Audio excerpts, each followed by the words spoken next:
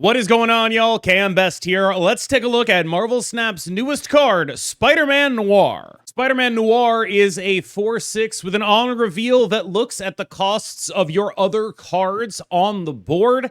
If those cards cost 8, you can pull the top card off of your deck, put it in Spider-Man Noir's location, and give it 8 power. This is a card where I think the number one question you're going to have to ask yourself is the juice worth the squeeze? And how do I make the juice more worth the squeeze? Because the squeeze here is the most prominent part of this card. It is not particularly easy to make this card actually do anything other than being a 4/6. When it does, that thing is genuinely quite a good thing to do. But often you have found that you've gone so far out of your way to make it happen in the first place that it dulls the efficacy of the powerful thing that this card actually does. That's not to say this card is wholly useless or zombie galactic or anything along those lines. But what it is a card that is asking so much of you that by the time you're done doing it, you have made the reward from it matter less. Now, there is another issue going on with Spider-Man Noir as a card right now, and that is unfortunately a contextual issue. A lot of people have noted that I seem to be very direct in saying things like, well, Shadow King is really popular right now, so that's going to make Spider-Man Noir bad, that I'm very much a prisoner of the moment. And I try not to be. I really do. So it hurts me when I hear people say that, because I think when it comes to a card like this, I think that there were times where this could have been a thing that I would have been interested in. When we were playing mid-rangey decks with Gwenpools and Merlins and sometimes a Mr. Sinister and often a Mysterio, you could very easily have talked me into this card as a way to be the bigger mid-rangey deck. But what happens in the metagame right now is you do not end up being the bigger mid-rangey deck. If you want to be a mid-rangey deck that makes a lot of green power, still has the ability to play some interaction, and generally makes big bodies, you should just be playing the zombie package right now. That's a better and more efficacious way to get similar output out of, like, a lesser, if anything, input. You're getting 8 power out of this guy, and you're getting a card draw too, and that's not nothing. But a lot of the time, you would be better served playing on turn 3 a zombie Scarlet Witch and then some cards on top of her, and that would have been a better investment than what this card represents. I think right now this card suffers not just from context, but from the fact that there are other things that if you want to be a tall mid-range deck, you are very capable of doing. Where this card is able to shine is when it can be closely analogous to Anti-Venom. When this is a card that is able to just cheat out something monstrous, a Gore in a Pixie deck perhaps, that kind of stuff is where this card is actually functional. But when the rubber meets the road, you do have to sort of start asking yourself, is it going to be better than Anti-Venom long term? Is this the only niche that this card could carve out? Is that what we're going to be sitting with the entire time?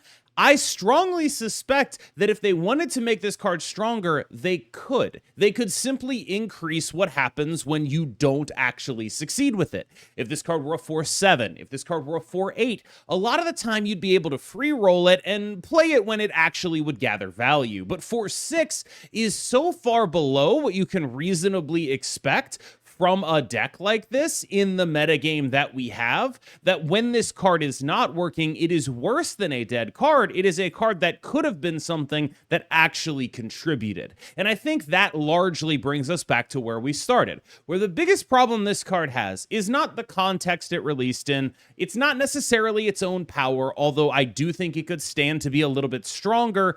It's that ultimately the barrier to entry is actually just quite high. There is a lot being asked of you here. It wants to be a 4 cost that you don't play on 4 unless you have done something extremely specific. And that extreme specificity requires so much of you that it almost ends up not being worth doing at all. I think if you want to play a Spider-Man Noir deck, this is going to be by far your best option.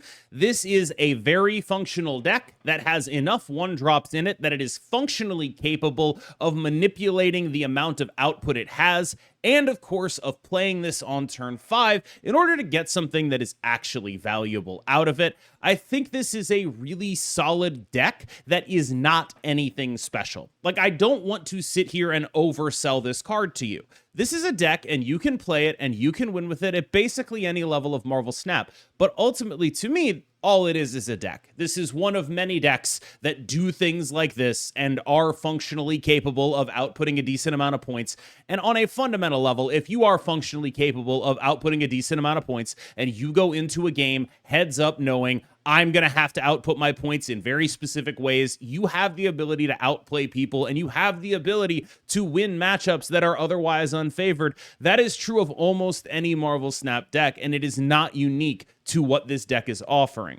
What this deck is offering, though, is genuinely quite a bit of output. Like, of all of the decks that have been played with this kind of thing, this is the one that is offering, to me, the most output and also the most flexibility with when you want to actually use the Spider-Man Noir.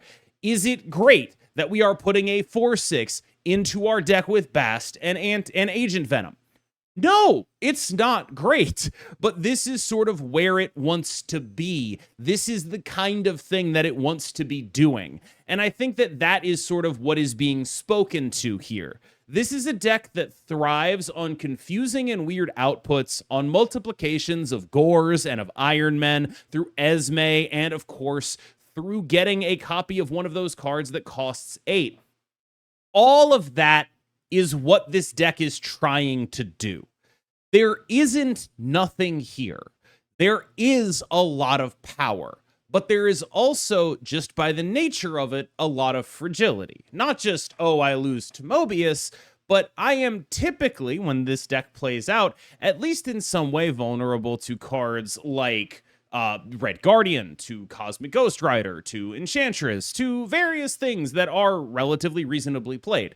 When you have a deck like this, you have to ask, what is it that is making me choose this over other decks? Whether in this case you would choose another Gore deck like Mr. Negative, or another sort of late kind of power output deck like the Pixie Warlock deck. What is driving you to this? And ultimately, I do feel like what is driving people to this is it's cool, it's new, it's got the new card in it, but I don't expect it to stick around. I believe this is a Husky Puppies joint, and it's quite reasonable in terms of manipulating the power of things on the board.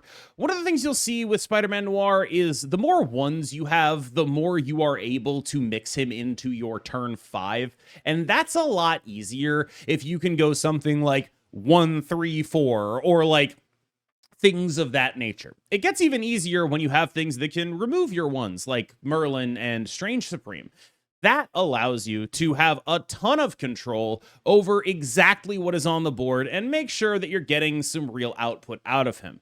In terms of what deck do I think that is going to offer the most consistent experience of turning this guy on, I do think this one is pretty far up there because of the tools that it has access to.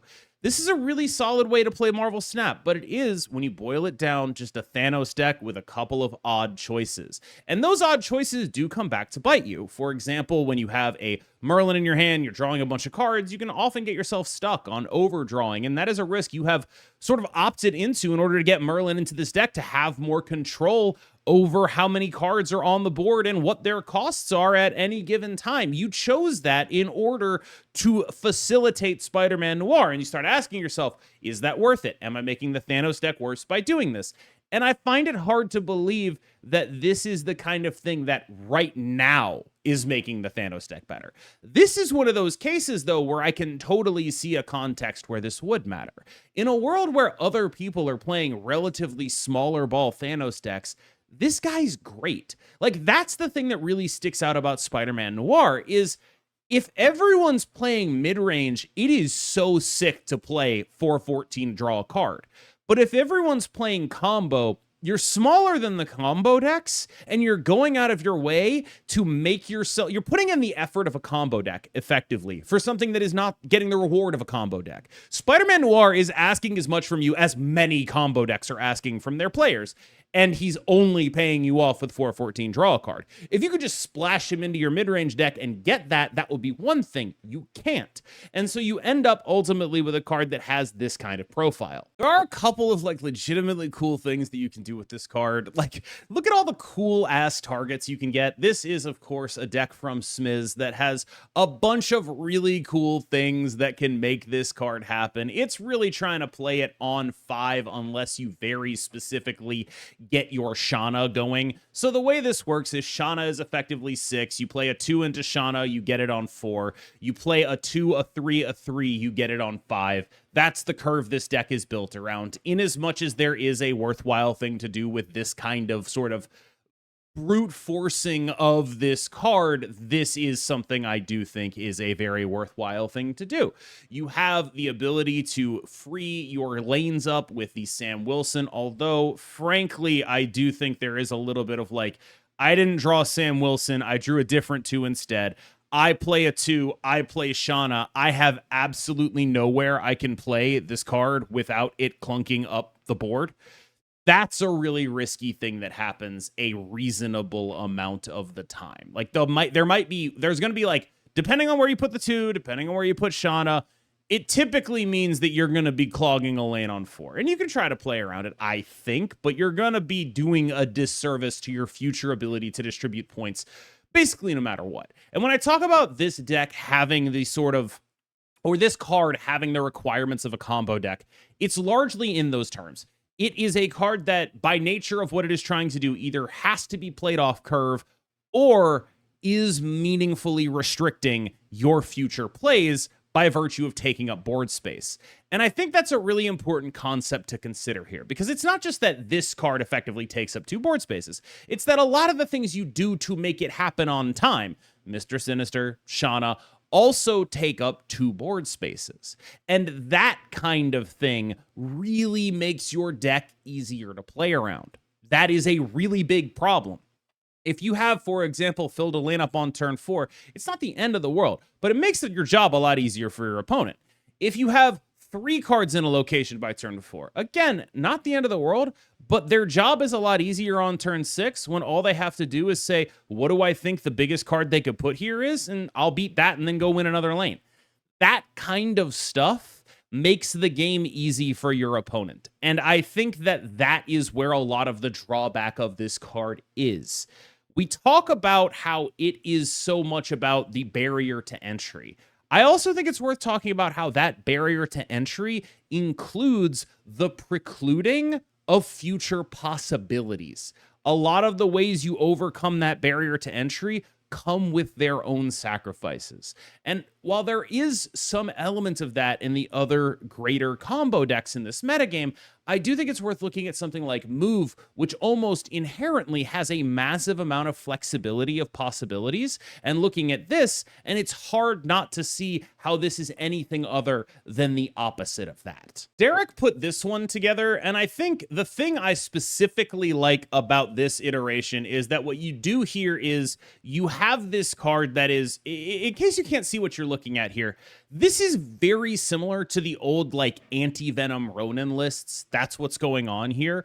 But the idea is basically we're doubling up on Invisible Woman. This card is way better than anti-venom if you can make it work. And so what we're doing is playing a really beefed up version of that and using Invisible Woman to make sure that this card actually happens, alongside, of course, Agony, who can also help you make sure that this card actually happens. You use those cards, you use maybe the Penny Parker, the fact that that is a 3 but counts as a 2. All of that stuff allows you to create a situation where this card gets to be combination Malekith Anti-Venom in a deck that really didn't have a ton of access to or need for them, and actually does kind of want what this is offering. This is the kind of deck, when I say I could envision this kind of thing being good in a different meta, that I am thinking of, because there were meta games where this was a really good deck, and this would be a meaningful upgrade to it, and this would be a really cool thing that I'm really excited about. What I really like about what Derek has done here, though, is the infusion of the Man Spider plant. Because a lot of the reason you're not really excited to play a deck like this is because it doesn't go tall enough against the combo decks and it doesn't have the interaction to stop them. Man Spider is a way to actually make that happen. And I do think that this is some genuinely pretty inspired deck building from an archetype that I really don't think a lot of people have a lot of respect for. Of all of the things that I have seen people do with Spider-Man Noir, this is the one that is genuinely the most interesting to me. It's the one that sparks the most joy in me. It's the one that makes me the most interested in the card. And I really do think that it's probably worth checking out. Especially, I really want to stress this one. I really do think there is something to Man Spider. I don't know if that will be true now. I don't know when it will be true, but that is a card that I have filed away in the back of my head as someone's eventually going to do something really stupid with this card.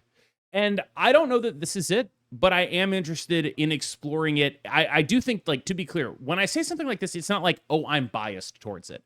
It's the sort of spike part of my brain, that like inner gleam in me that is saying, I think there's value here. I think that there is unmined gold in that card. And so that's sort of what I think of when I think of like how this deck is looking. Is this necessarily the gold that I'm looking for? No, but it does kind of look like it might be. All right, y'all. Thank you so much for watching. As always, I have been KMBest. You have been phenomenal. And I will see you in the next one. Remember to like and subscribe. I really appreciate everyone who watches my videos. And I'll see you tomorrow for an OTA. Let's get popping.